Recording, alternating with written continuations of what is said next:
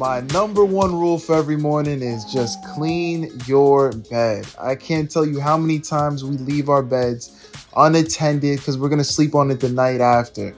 Clean it, all right? Then we're going to move on to number two, which is just let the sun in. Just having a little bit of sun lightens your room, which lightens your mood. Look, and if you don't got time to read a book in the morning, look, I understand that. We all sometimes don't have to. So look, while you're on your way to work driving there, instead of like listening to just music, put on a podcast or something interesting. While you're cooking food in the morning, instead of listening to nothing, just put on like Audible or interesting chapter of a book you would like to read, but you just don't find time to.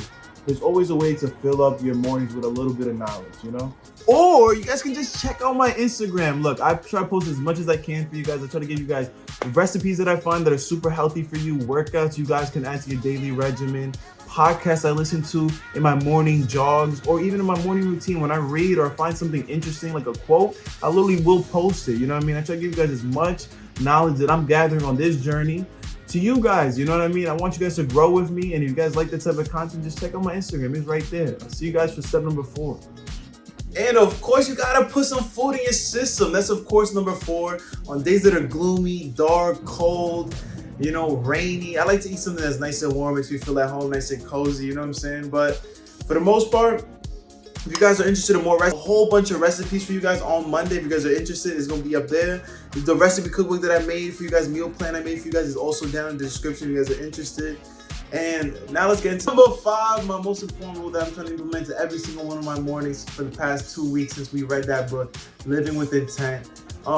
Basically, stop taking the day for granted. We're like so accustomed to being like, oh, I got tomorrow, oh, I got next week.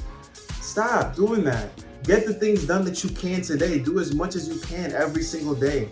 I'm not saying stress yourself out, but get as much done as you can to progress towards that person you want to become. Like, you see yourself a year from now being wherever, like on vacation somewhere you've never been before, In order to become that person, what can I do something a day to move one step closer to that goal?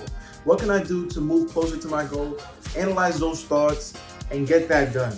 I'm not telling you to write a journal, daily journal. Those help, but I'm not someone who writes in the morning. That's something I just don't do.